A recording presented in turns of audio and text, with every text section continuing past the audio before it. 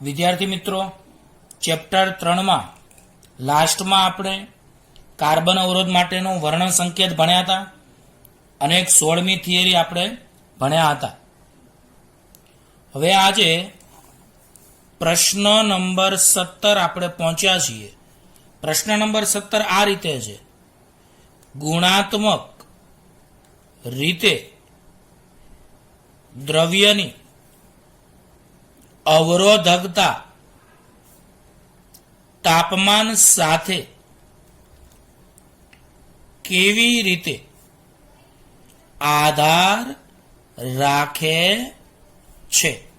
શું સવાલ છે વિદ્યાર્થી મિત્રો? ગુણાત્મક રીતે દ્રવ્યની અવરોધકતા તાપમાન સાથે કેવી રીતે આધાર રાખે છે?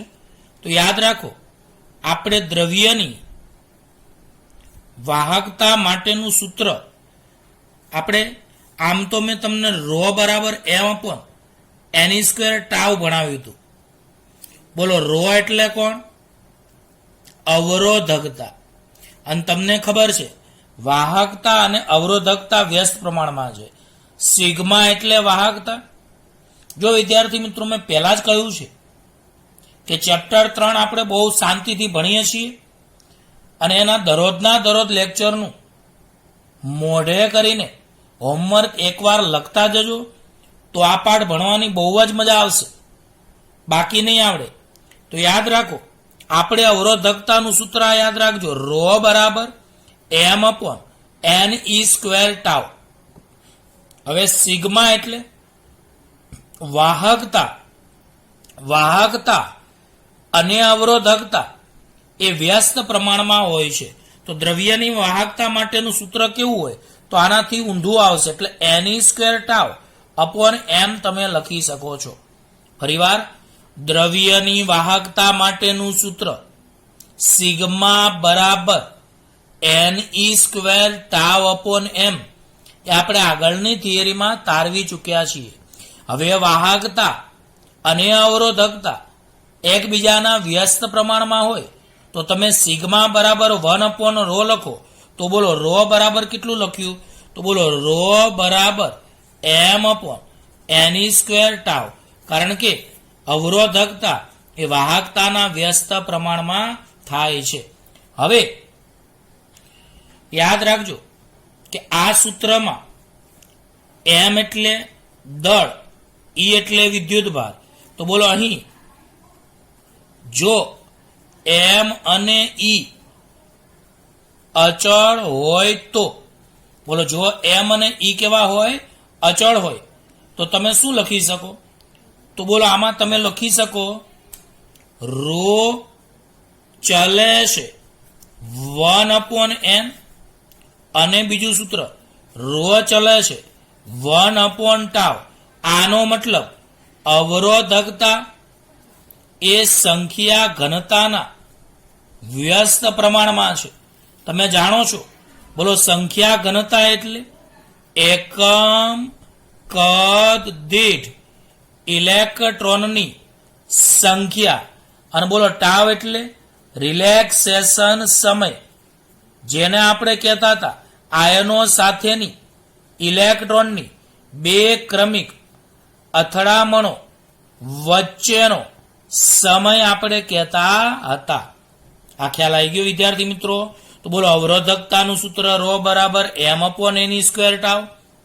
અહીં જો દળ m અને વિદ્યુતભાર E તો અચળ હોય, કારણ કે ઇલેક્ટ્રોનનું દળ છે તો ઇલેક્ટ્રોનનું દળ થોડી બદલવાનું છે. ઇલેક્ટ્રોન ગતિ કરે કે ના કરે, તો ઇલેક્ટ્રોનનું દળ m અચળ, ઇલેક્ટ્રોનનો વિદ્યુતભાર પણ અચળ. તો આ સૂત્રમાં m અને E અચળ. તો આ સૂત્ર અનુસાર કહી શકાય કે અવરોધકતા રો એ સંખ્યા ઘનતા n ના વ્યસ્ત પ્રમાણમાં છે. અને આ સૂત્ર અનુસાર અવરોધકતા એ રિલેક્સેશન સમય ટાઉના વ્યસ્ત પ્રમાણમાં છે. બોલો, સંખ્યા ઘનતા કોને કહેવાય? તો એકમ કદ દીઠ ઇલેક્ટ્રોનની સંખ્યા. આ બે નામ છે, વ્યાખ્યા છે. અને બોલો, રિલેક્સેશન સમય એટલે ઇલેક્ટ્રોનની આયનો સાથેની બે ક્રમિક અથડામણો વચ્ચેનો સમયગાળો. હવે વિદ્યાર્થી મિત્રો, હું તમને બે વસ્તુ સમજાવું છું, યાદ રાખજો. એક તો છે ધાતુ અને બીજું અર્ધ ધાતુ. બે વસ્તુ યાદ રાખજો. આપણે અર્ધ ધાતુને શું બોલીએ છીએ? Semi conductors. અને ધાતુને બીજું શું બોલીએ છીએ? સુવાહક. ચલો આટલું તો તમે જાણો જ છો વિદ્યાર્થી મિત્રો. બોલો, ધાતુને તમે શું જાણો છો? સુવાહક. અને અર્ધ ધાતુને તમે શું જાણો છો? Semi conductors. પણ એક વાત તમે ગુણધર્મ યાદ રાખજો કે ધાતુ પદાર્થોમાં જેમ જેમ તાપમાન વધારીએ તેમ તેમ ઇલેક્ટ્રોનની સરેરાશ ઝડપ v વધે છે. માટે બે ક્રમિક અથડામણ વચ્ચેનો સરેરાશ સમય ટાવ ઘટે છે. આ સમજવા જેવી, ઘણા કે ખબર ના પડી. યાદ રાખો, તમે જેમ જેમ તાપમાન વધારો તેમ શું થાય? તો ઇલેક્ટ્રોન ફટાફટ ગતિ કરે. આ તમને હાથ દેખાય છે ને, ફટાફટ સ્પીડમાં ગતિ કરે. તો જેમ જેમ તાપમાન વધારીએ તેમ તેમ ઇલેક્ટ્રોનની સરેરાશ ઝડપ એ v વધે છે. પરિણામે બે ક્રમિક અથડામણો વચ્ચેનો સરેરાશ સમયગાળો ઘટે. મને કોઈ ઝડપી અથડાય, જો ઝડપી અથડાય તો અથડામણ વચ્ચેનો સમયગાળો ટાવ ઘટે. હમણાં આપણે ભણી ગયા કે અવરોધકતા એ સમયના વ્યસ્ત પ્રમાણમાં છે, રિલેક્સેશન સમયના. હવે મને કહો અહીંયા શું થયું? તો સમય ટાવ ઘટ્યો. તો મને કહો ટાવ ઘટે તો અવરોધકતા કેવી થાય? તો અવરોધકતા વધે. તો મને કહો ધાતુનો ગુણધર્મ તો તમે જાણો જ છો. તો અહીંયા આપણે સાબિત કર્યું કે ધાતુ માટે, ધાતુ એટલે કે સુવાહક માટે તાપમાન વધારતા અવરોધકતા વધે છે.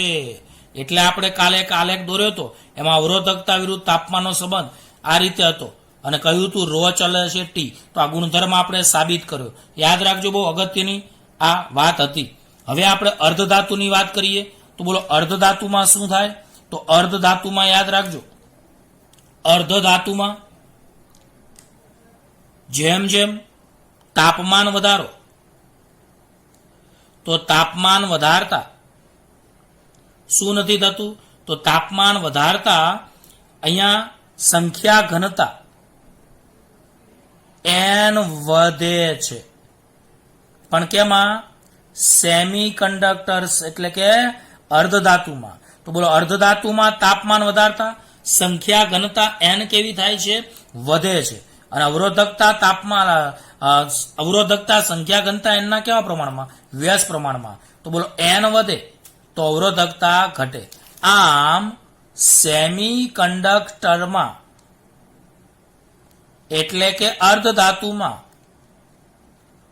તાપમાન વધારતા અવરોધકતા ઘટે છે. એટલે આપણે આલેખ કોઈને આપણા ગયા લેક્ચરમાં ભણી ગયા, કોઈને યાદ હોય તો, અવરોધકતા વિરુદ્ધ તાપમાનનો સંબંધ અર્ધ ધાતુ માટે આવો આવે, એટલે કે વ્યસ્ત પ્રમાણમાં આવે. તો આ આપણે સાબિતી કરી. ચલો એકવાર આપણે ખબર જ છે બધાના કે આપણે 2 વાર રિવિઝન કરીએ છીએ. ચલો એકવાર ધ્યાન આપજો આખો સવાલ ફરીવાર. ગુણાત્મક રીતે દ્રવ્યની અવરોધકતા તાપમાન સાથે કેવી રીતે આધાર રાખે છે? તો આપણે સૂત્ર જાણીએ છીએ કે દ્રવ્યની વાહકતા માટેનું સૂત્ર સિગ્મા બરાબર n² ટાવ અપોન m. પણ અહીંયા વાહકતા અવરોધકતાના વ્યસ્ત પ્રમાણમાં છે એટલે સિગ્મા બરાબર 1/ρ. બંને વ્યસ્ત છે તો માટે બોલો અવરોધકતા ρ કેટલી થાય? તો આનો વ્યસ્ત કરવો પડે. તો વાહકતા સિગ્માનો વ્યસ્ત કરો તો m/n² ટાવ થાય. એટલે અવરોધકતા ρ બરાબર m/n² ટાવ. પણ અહીં m અને e અચળ છે. આનો મતલબ અવરોધકતા એ સંખ્યા ઘનતા એટલે કે એકમ કદ દીઠ ઇલેક્ટ્રોનની સંખ્યાના વ્યસ્ત પ્રમાણમાં છે. અને અવરોધકતા એ બે રિલેક્સેશન સમયના વ્યસ્ત પ્રમાણમાં છે, એટલે કે બે ક્રમિક અથડામણો વચ્ચેનો સમય. હવે બોલો ધાતુ અને સુવાહક વિશે તમે શું જાણો છો? તો યાદ રાખો કે ધાતુ એટલે કે સુવાહકમાં જેમ જેમ તાપમાન વધારીએ તેમ તેમ તેની ઝડપ વધે. પણ યાદ રાખજો અહીંયા એકમ કદ દીઠ ઇલેક્ટ્રોનની સંખ્યા ઘનતામાં ખાસ ફેરફાર થતો નથી. એટલે આમાં એનમાં ફેરફાર થતો નથી. આ યાદ રાખજો. તો બોલો ધાતુ પદાર્થમાં જેમ જેમ તાપમાન વધારવામાં આવે તેમ તેમ તેની સરેરાશ ઇલેક્ટ્રોનની ઝડપ વધે છે, એટલે કે v વધે છે, પરંતુ સંખ્યા ઘનતા n માં કોઈ ફેરફાર થતો નથી, એટલે કે એકમ કદ દીઠ સંખ્યામાં કોઈ ફેરફાર થતો નથી. હવે મને કહો તો ધાતુ એટલે કે સુવાહક પદાર્થમાં જેમ જેમ તાપમાન વધારીએ તેમ તેમ ઇલેક્ટ્રોનની અસ્તવ્યસ્ત ગતિ વધે, પરિણામે ઇલેક્ટ્રોનની સરેરાશ ઝડપ v વધે. ફરીવાર, જેમ જેમ ધાતુ પદાર્થોનું તાપમાન વધારીએ તેમ તેમ ઇલેક્ટ્રોનની સરેરાશ ઝડપ v વધે છે, કારણ કે ઇલેક્ટ્રોનના દોલનો ઝડપી થાય. તો ઝડપ v વધે તો બે ક્રમિક અથડામણો વચ્ચેનો સરેરાશ સમયગાળો ટાવ ઘટે. જો ટાવ ઘટે તો રો ચલે છે 1/τ સૂત્ર અનુસાર. જો સમયગાળો ટાવ ઘટે તો અવરોધકતા કેવી થાય? વધે. આ કે ના? આમ કહી શકાય કે ધાતુ એટલે કે સુવાહકમાં તાપમાન વધારતા અવરોધકતા વધે છે, એટલે કે અહીંયા રો વિરુદ્ધ ટી નો આલેખ લગભગ તમે જોઈ શકો છો. આમાં તાપમાન ટી પણ વધે છે અને અવરોધકતા રો પણ વધે છે. ચલો આ જ રીતે આપણે આગળ વધીએ તો અર્ધધાતુ એટલે કે સેમિકન્ડક્ટર, આ આપણે ચેપ્ટર નંબર 14 આપણે 12 સાયન્સનું છેલ્લું ચેપ્ટર આવશે, એમાં વિશેષ અભ્યાસ આવશે. તો અર્ધધાતુ એટલે કે સેમિકન્ડક્ટર્સમાં તાપમાન વધારતા સંખ્યા ઘનતા n વધે છે, એટલે કે એકમ કદ દીઠ સંખ્યા વધે છે. હવે સંખ્યા n વધે તો અવરોધકતા ઘટે.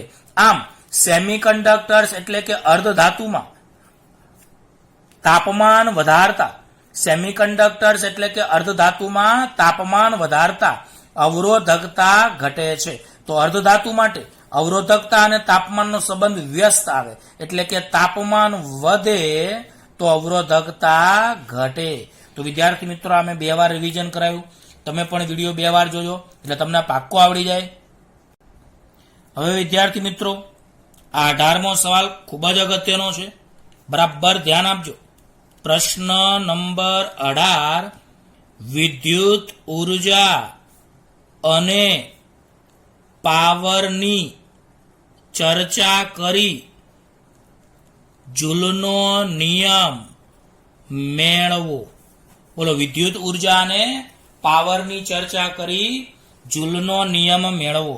સૌથી પહેલા એક આકૃતિ આપણે ધ્યાનમાં લઈએ. યાદ રાખજો, એક સુવાહક છે જેનો અવરોધ કેટલો છે? R અવરોધ છે.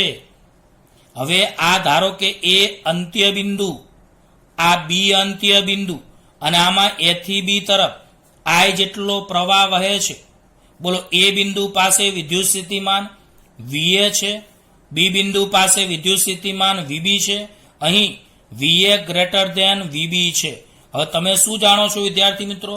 તો વિદ્યુત પ્રવાહ એ ક્યાંથી ક્યાં વહે? તો મોટા વિદ્યુત સ્થિતિમાન વાળા બિંદુથી નાના વિદ્યુત સ્થિતિમાન વાળા બિંદુ તરફ. તો બોલો, આમાં કોનું વિદ્યુત સ્થિતિમાન વધારે છે વિદ્યાર્થી મિત્રો? તો VA ગ્રેટર ધેન VB. હવે મને કહો VA ગ્રેટર ધેન VB હોય તો મને કહો અહીંયા તમે કહી શકો કે A અને B છેડા વચ્ચેનો વિદ્યુત સ્થિતિમાનનો તફાવત કેટલો થશે? તો વિદ્યુત સ્થિતિમાનનો તફાવત અહીંયા કેટલો થાય? તો મોટામાંથી નાનું બાદ, તો VA માંથી VB બાદ કરો તો VA માઇનસ VB. પણ યાદ રાખો, આ ગ્રેટર ધેન 0 આવશે. વિદ્યુત સ્થિતિમાનના તફાવતને આપણે V વડે દર્શાવીએ તો V બરાબર VA માઇનસ VB. કેમ ગ્રેટર ધેન 0? કારણ કે અહીંયા પ્રવાહ ક્યાંથી ક્યાં વહે છે? A થી B. તો યાદ રાખજો કે વિદ્યુત પ્રવાહની દિશા, હું એક્સ્ટ્રા મુદ્દો લખું છું કે વિદ્યુત પ્રવાહ એ વધારે વિદ્યુત સ્થિતિમાન વાળા છેડાથી ઓછા વિદ્યુત સ્થિતિમાન વાળા છેડા તરફ વહે છે. બોલો, આ ગુણધર્મ બધાને યાદ હોવો જોઈએ. કયો ગુણધર્મ? કયો ગુણધર્મ? બોલો બોલો. તો વિદ્યુત પ્રવાહ એ વધારે વિદ્યુત સ્થિતિમાન વાળા છેડાથી ઓછા વિદ્યુત સ્થિતિમાન વાળા છેડા તરફ વહે છે. હવે અહીંયા તમે એક વાત ધારીએ આપણે કે જો ડેલ્ટા ટી જેટલા સમયગાળામાં A થી B તરફ ડેલ્ટા ક્યુ બરાબર આઈ ડેલ્ટા ટી જેટલો વિદ્યુત ભાર ગતિ કરે છે. આવું આપણે ધારણા કરી. તમે વિદ્યુત પ્રવાહનું સૂત્ર વિદ્યાર્થી મિત્રો આઈ બરાબર કયું જાણો છો? ક્યુ અપોન ટી. તો અહીંયા મેં આઈ બરાબર ડેલ્ટા ક્યુ અપોન ડેલ્ટા ટી લખ્યું.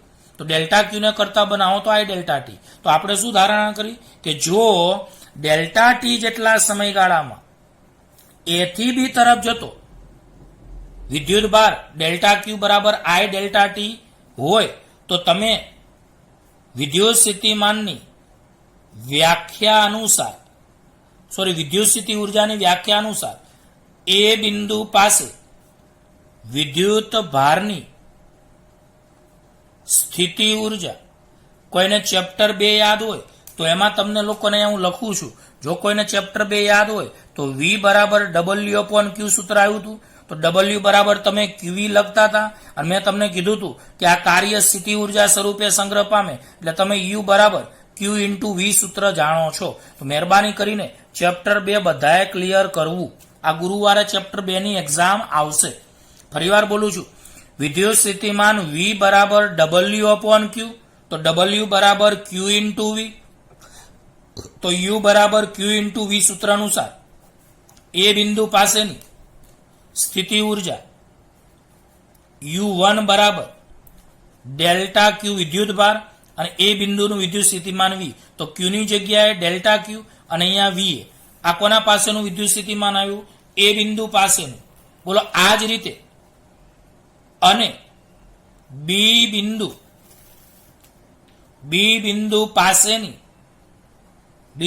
પાસે વિદ્યુત ભારની સ્થિતિ ઉર્જા નું સૂત્ર બોલો U2 બરાબર કેટલા આવશે? તો ડેલ્ટા Q ઇન્ટુ VB. તો U2 બરાબર ડેલ્ટા Q ઇન્ટુ VB. માટે વિદ્યુત ભારની સ્થિતિ ઉર્જામાં થતો ફેરફાર ડેલ્ટા U બરાબર U2 માઇનસ U1. તો U2 ની કિંમત કેટલી? તો U2 ની કિંમત ડેલ્ટા Q ઇન્ટુ VB. બોલો U1 ની કિંમત ડેલ્ટા Q ઇન્ટુ VA છે ને ઉપર. U2 ની કિંમત delta Q into VB, U1 ની કિંમત ડેલ્ટા Q ઇન્ટુ VA. હવે આમાં ડેલ્ટા U બરાબર આમાંથી ડેલ્ટા Q સામાન્ય, તો VB માઇનસ VA લખી શકાય. અને હવે તમે હમણાં જ ભણી ગયા, જો આગળ મેં તમને એક વસ્તુ લખેલી બતાવેલી છે, દેખાણી કઈ? તો આ સૂત્ર તમને દેખાય છે? શું દેખાય છે બોલો? VA minus VB greater than 0. તો આનાથી ઊંધું કેવું થાય? તો VB minus VA less than 0 થાય. અહીંયા હું કૌંસમાં લખવું હોય વધારાનું, તો VB minus VA less than તમે શું લખી શકો? 0. તો બોલો VA minus VB greater than 0, તો VB minus VA less than 0 થાય. તો અહીંયા મને કહો આ VB માઇનસ VA છે એ આપણી દ્રષ્ટિએ કેવું આવશે? તો બોલો VB માઇનસ VA કેવું આવશે? તો માઇનસ V આપણે આવશે. કેમ એવું? કારણ કે અહીંયા તમે VA માઇનસ VB ને V ધાર્યું છે. તો V બરાબર VA માઇનસ VB હોય તો બે બાજુ માઇનસ ગુણો તો માઇનસ V બરાબર VB માઇનસ VA થાય. એટલે તમે અહીંયા VB માઇનસ VA ની જગ્યાએ માઇનસ V લખી શકો છો. યાદ રાખજો, આપણે NCERT ની નવી ચોપડી પ્રમાણે થિયરી ભણાવીએ છીએ. તો હવે મને કહો આમાં ડેલ્ટા U બરાબર ડેલ્ટા Q ની કિંમત તમે કેટલી જાણો છો? તો ડેલ્ટા Q ની કિંમત જો આપણે ઉપર ડેલ્ટા Q બરાબર I ડેલ્ટા T આપણે લખી હતી, કોઈને યાદ હોય તો બોલો ડેલ્ટા Q ની જગ્યાએ I ડેલ્ટા T અને આ માઇનસ V ના માઇનસ V. ચલો હવે ગોઠવણી તમે કરો, તો ગોઠવણી કરો તો શું થશે? તો મને કહો ગોઠવણી કરો તો તમારે ડેલ્ટા U બરાબર માઇનસ VI ડેલ્ટા T આવશે. એનો મતલબ આ લેસ ધેન 0 આવ્યું. લેસ ધેન કેવું આવ્યું? 0. હવે આપણે આગળ વધીએ, ઉર્જા સંરક્ષણનો આપણે નિયમ વાપરીએ. તો ઉર્જા સંરક્ષણનો નિયમ એ તમને ખ્યાલ જ હશે, આ યાદ રાખજો બધું. ઉર્જા સંરક્ષણના નિયમ અનુસાર બોલો તમને યાદ હોય તો ડેલ્ટા Q બરાબર માઇનસ ડેલ્ટા U. કારણ કે વધારાનું હું તમને લખું તો ઉર્જા સંરક્ષણના નિયમ અનુસાર ગતિ ઉર્જા અને સ્થિતિ ઉર્જાનો સરવાળો અચળ હોય છે, માટે તેના ફેરફારનો સરવાળો કેવો હશે? શૂન્ય. અને માટે તમે ડેલ્ટા કે બરાબર માઇનસ ડેલ્ટા યુ લખી શકો છો. તો અહીંયા ડેલ્ટા કે ના ડેલ્ટા કે તમે અહીંયા ડેલ્ટા યુ કેટલું તાર્યું હતું? Minus Vi delta T. આનો મતલબ ડેલ્ટા કે બરાબર વીઆઈ ડેલ્ટા ટી. એનો મતલબ અહીંયા ગતિ ઉર્જા તમને મળી, આ ગ્રેટર ધેન 0. બોલો કઈ ઉર્જા મળી? ગતિ ઉર્જા. એક ગુણધર્મ તમને ખ્યાલ છે કે જો વિદ્યુત ક્ષેત્રની અસર હેઠળ સુવાહકોમાં વિદ્યુત ભારો મુક્ત રીતે ગતિ કરતા હોય તો તે વિદ્યુત ભારોની ગતિ ઉર્જામાં વધારો થયો હોત. વિદ્યુત ક્ષેત્રની અસર હેઠળ સુવાહકમાં જો વિદ્યુત ભારો મુક્ત રીતે ગતિ કરતા હોય તો વિદ્યુત ભારની ગતિ ઉર્જા અચળ રહી હોત, એટલે વિદ્યુત ભારની ગતિ ઉર્જામાં વધારો થયો હોત. પણ વિદ્યુત વાહકો એ અચળ ડ્રિફ્ટ વેગથી ગતિ કરતા હોય છે. યાદ રાખો, જેનો વેગ અચળ હોય તેનો પ્રવેગ શૂન્ય હોય. એનો મતલબ કે અહીં પ્રવેગી ગતિ કરતા નથી. ઇલેક્ટ્રોન પ્રવેગી ગતિ ન કરે તો પ્રવેગ શૂન્ય. તો પ્રવેગ શૂન્ય તો શું થાય? બળ શૂન્ય થાય. બળ શૂન્ય તો કાર્ય તમે શૂન્ય વિચારી શકો. પરિણામ સ્વરૂપ અહીં કહી શકો છો કે ગતિ ઉર્જામાં વધારો થતો નથી. હવે આગળ એક વાત યાદ રાખજો કે અહીં વિદ્યુત વાહકો એટલે વિદ્યુત ભારોની મુસાફરી એટલે ગતિ દરમિયાન તેઓ, તો બધાને ખબર છે વિદ્યુત વાહકો એટલે વિદ્યુત ભારો એટલે કે ઇલેક્ટ્રોન, ગતિ એટલે મુસાફરી. તો વિદ્યુત વાહકોની મુસાફરી દરમિયાન તેઓ એટલે કે ઇલેક્ટ્રોન આયનો અને પરમાણુઓ સાથે અથડામણ અનુભવે છે. અથડામણ અનુભવે છે. આથી અથડામણને કારણે શું થાય છે? તો આ અથડામણને કારણે વિદ્યુત ભાર ઉર્જા મેળવે છે. આ ઉર્જા મેળવે છે અને આ ઉર્જા ને કારણે પરમાણુઓ ઝડપથી દોલનો કરે છે. અને બોલો, પરમાણુઓ ઝડપથી દોલનો કરે તો સુવાહકો ગરમ થાય છે. સુવાહક ગરમ થાય છે. અને જો સુવાહક ગરમ થાય તો શું થાય? તો અહીં કહી શકાય કે ગતિ ઉર્જાનું ઉષ્મા ઉર્જામાં રૂપાંતર થાય છે. તો આ યાદ રાખજો, આ ગુણધર્મ ગતિ ઉર્જાનું કેમાં રૂપાંતર થાય છે? ઉષ્મા ઉર્જામાં રૂપાંતર થાય છે. હવે મને કહો, ગતિ ઉર્જા એટલે ડેલ્ટા કે, ઉષ્મા ઉર્જા એટલે એચ. પણ તમે આગળ ઉર્જાનું સૂત્ર કયું તારવી ગયા? તો ઉર્જા તમે વીઆઈ ડેલ્ટા ટી તારવી, જેને આપણે સમીકરણ 2 કીધું હતું. તો તમે અહીંયા સમીકરણ 2 પરથી એવું લખી શકો છો. હવે યાદ રાખજો, હવે કાર્ય ઉર્જા પ્રમેય અનુસાર ગતિ ઉર્જા નો ફેરફાર બરાબર કાર્ય અથવા ડેલ્ટા ડબલ્યુ બરાબર ડેલ્ટા કે તમે લખી શકો છો. પણ યાદ રાખો, આમાં ડેલ્ટા કે આપણે કેટલા મેળવવા? Vi delta T. આ કેટલા હતા? Delta W. હવે ડેલ્ટા ટી ને તમે નીચે લાવો તો delta W upon delta T બરાબર વીઆઈ થશે. પણ યાદ રાખો, આને કહેવાય કાર્ય, આને કહેવાય સમય. કાર્ય ભાગ્યા સમયને વિદ્યુત પાવર પી કહેવાય. એટલે એનો મતલબ આની જગ્યાએ હું પી લખું તો પી બરાબર તમને કયું સૂત્ર મળ્યું? વીઆઈ. તો આને વિદ્યુત પાવર કહેવાય. હવે ઘણા કે સાહેબ વિદ્યુત પાવરનું બીજું નામ તો કાર્ય ત્વરા. ચલો આની વ્યાખ્યા આપવી હોય તો એકમ સમયમાં વ્યય પામતી ઉર્જા, આ ડેલ્ટા ડબલ્યુ ને આપણે ઉર્જા તરીકે લઈએ તો બોલો આને 2 રીતે બોલાય છે. તો વિદ્યુત પાવર એટલે શું? તો એકમ સમયમાં વ્યય પામતી ઉર્જા અથવા એકમ સમયમાં ખર્ચાતી વિદ્યુત ઉર્જાને વિદ્યુત પાવર અથવા કાર્ય ત્વરા કહે છે. બોલો આને શું કહેવાય? તો એકમ સમયમાં વ્યય પામતી ઉર્જા અથવા ખર્ચાતી વિદ્યુત ઉર્જાને વિદ્યુત પાવર અથવા કાર્ય ત્વરા કહે છે. હવે આપણે આગળ વધીએ વિદ્યાર્થી મિત્રો. યાદ રાખજો, 2 જ મિનિટનું કામ છે. હવે બોલો, આપણે હમણાં જ પાવરનું એક સ્વરૂપ P બરાબર VI ભણી ગયા. હવે આપણે ઓહમના નિયમ પરથી V બરાબર IR સૂત્ર જાણીએ છીએ. ચલો હવે આપણે આમાં V ની જગ્યાએ કિંમત મૂકીએ તો P ના P અને V ની જગ્યાએ શું લખી શકાય? બોલો, આ V ની જગ્યાએ તમે કેટલા મૂકો? IR, અને I તો હતો જ, તો I તો હતો જ, એટલે કે એક સ્વરૂપ I²R થશે. ચલો આપણને બીજું સ્વરૂપ મળ્યું. અથવા આમાંથી I ને કરતા બનાવો, તો આમાંથી I ને કરતા બનાવો તો I બરાબર કેટલા થાય? V/R. એની કિંમત સમીકરણ 2 માં મૂકીએ તો P બરાબર V. હવે આપણે I ની કિંમત કેટલી મૂકીએ? V/R. તો મને કહો પાવરનું બીજું સ્વરૂપ કયું બને? V²/R. તો બોલો, આમ પાવરના કેટલા સૂત્ર મળે? તો આમ પાવરના 3 સૂત્રો મળે. એક P બરાબર VI ઉપર ભણાવ્યું, બીજું P બરાબર I²R, અને ત્રીજું P બરાબર V²/R. હા કે ના? અને I ની જગ્યાએ તમે Q/T લખો તો VQ/T પણ પાવરનું સૂત્ર બને. તો બોલો, પાવરના 4 સૂત્રના સ્વરૂપ કહેવાય. P બરાબર VI, P બરાબર I²R, P બરાબર V²/R, અને I ની જગ્યાએ Q/T લખો તો P બરાબર VQ/T.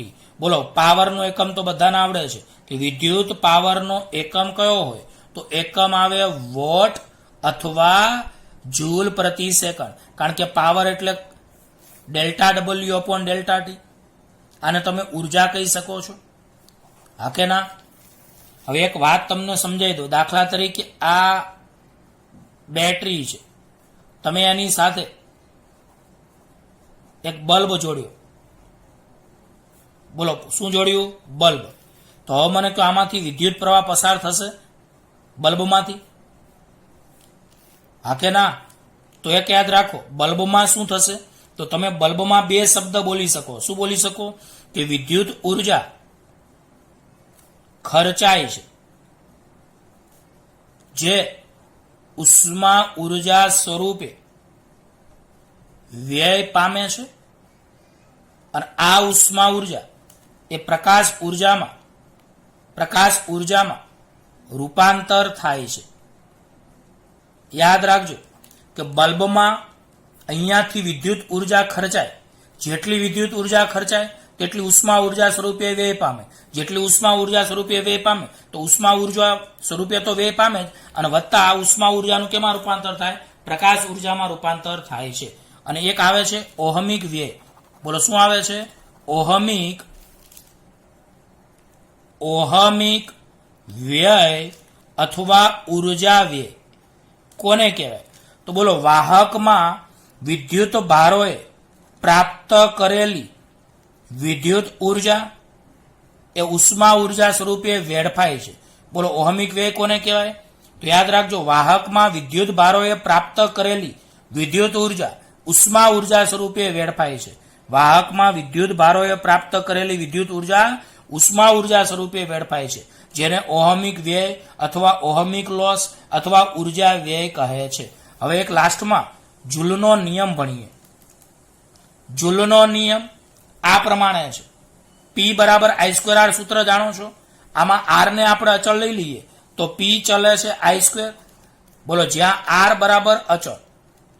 હવે તમે આને વાંચો એટલે ઓહમનો નિયમ થઈ જાય. તો બોલો, P ચલે છે I² ને શું વંચાય? તો P ને શું વંચાય? તો બોલો, આપેલ તાપમાને અવરોધમાં એટલે કે વાહક તારમાં સ્થિર વિદ્યુત પ્રવાહ પસાર કરતા. બોલો, પાવર એટલે શું? તો એકમ સમયમાં ઉદ્ભવતી એકમ સમયમાં ખર્ચાતી વિદ્યુત ઉર્જા અથવા એકમ સમયમાં ઉદ્ભવતી ઉષ્મા ઉર્જા. બોલો, પાવર એટલે શું? એકમ સમયમાં ખર્ચાતી વિદ્યુત ઉર્જા અથવા એકમ સમયમાં ઉદ્ભવતી ઉષ્મા ઉર્જા. તો બોલો, આપેલ તાપમાને અવરોધમાં સ્થિર વિદ્યુત પ્રવાહ પસાર કરતા એકમ સમયમાં ઉદ્ભવતી ઉષ્મા ઉર્જા એટલે પાવર એ પસાર કરેલા વિદ્યુત પ્રવાહના વર્ગના સમપ્રમાણમાં હોય છે, જેને જૂલનો નિયમ કહે છે. ફરીવાર, આપેલ તાપમાને અવરોધમાં સ્થિર વિદ્યુત પ્રવાહ પસાર કરેલો પ્રવાહ હોય તો એકમ સમયમાં ઉદ્ભવતી ઉષ્મા ઉર્જા એટલે કે એકમ સમયમાં ખર્ચાતો વિદ્યુત ઉર્જા એ વિદ્યુત પ્રવાહના વર્ગના સમપ્રમાણમાં હોય છે, જેને જૂલનો નિયમ કહે છે. ચલો વિદ્યાર્થી મિત્રો 2 મિનિટ રિવિઝન કરીએ. બોલો, વિદ્યુત ઉર્જા અને પાવરની ચર્ચા કરો.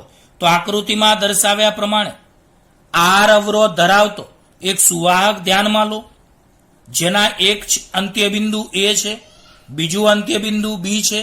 એ અંત્યબિંદુ પાસે વિદ્યુત સ્થિતિમાન વીએ છે, બી અંત્યબિંદુ પાસે વિદ્યુત સ્થિતિમાન વીબી છે. બોલો, અહીં વીએ ગ્રેટર ધેન વીબી છે.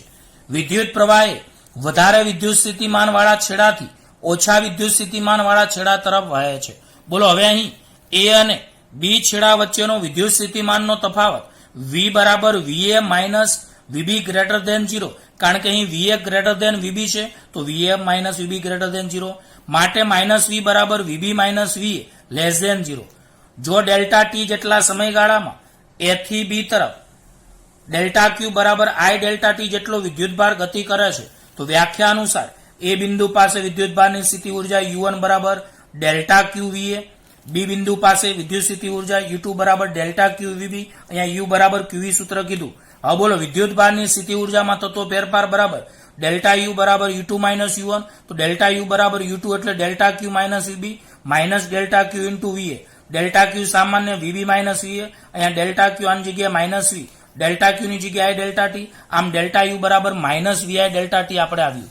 હવે આપણે યાદ રાખો, ઉર્જા સંરક્ષણના નિયમ અનુસાર કે વત્તા યુ બરાબર અચળ, માટે ડેલ્ટા કે વત્તા ડેલ્ટા યુ બરાબર 0, માટે ડેલ્ટા કે બરાબર માઇનસ ડેલ્ટા યુ. આ વધારાનું છે, તો ડેલ્ટા કે બરાબર માઇનસ ડેલ્ટા યુ, તો ડેલ્ટા કે બરાબર minus minus V delta T. Delta U ની કિંમત આપણે આગળ તારવી, તો માઇનસ માઇનસ પ્લસ.